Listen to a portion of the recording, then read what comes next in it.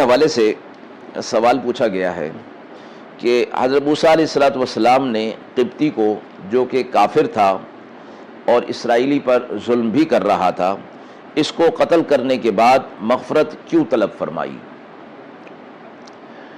قبطی کا قتل موسیٰ علیہ السلام سے ہو گیا، جو کہ ارادتاً نہ تھا بلکہ غیر ارادی طور پر ہو گیا تھا۔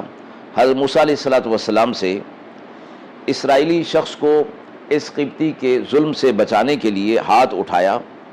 جو کہ عادتاً قتل کا سبب نہیں ہوا کرتا، لیکن اتفاقی بات تھی کہ وہ قبطی اس ضرب سے اور اس چوٹ سے مر گیا۔ تو موسیٰ علیہ السلام کو اس کا احساس ہوا اور سوچنے لگے کہ اتنی ضرب سے جو کہ یہ مر گیا، اس سے کم ضرب سے بھی کام ہو سکتا تھا، لیکن چونکہ وہ ضرب لگ چکی تھی اور وہ شخص یعنی قبطی مر چکا تھا، اور فرمایا کہ یہ زیادتی میرے لیے میری طرف سے درست نہ تھی، اس لیے موسیٰ علیہ السلام نے اپنے اس عمل کو شیطان کا قرار دے کر اس پر اللہ سے مغفرت طلب کی۔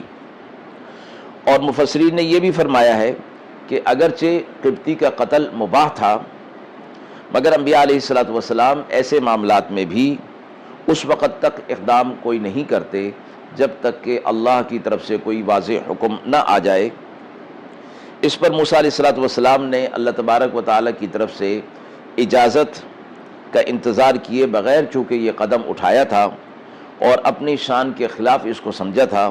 اس لیے اس کو اپنی جرم اور گناہ سمجھ کر اللہ رب العزت کے ہاں اس کا استغفار فرمایا۔ وآخر دعوانا ان الحمد للہ رب العالمین۔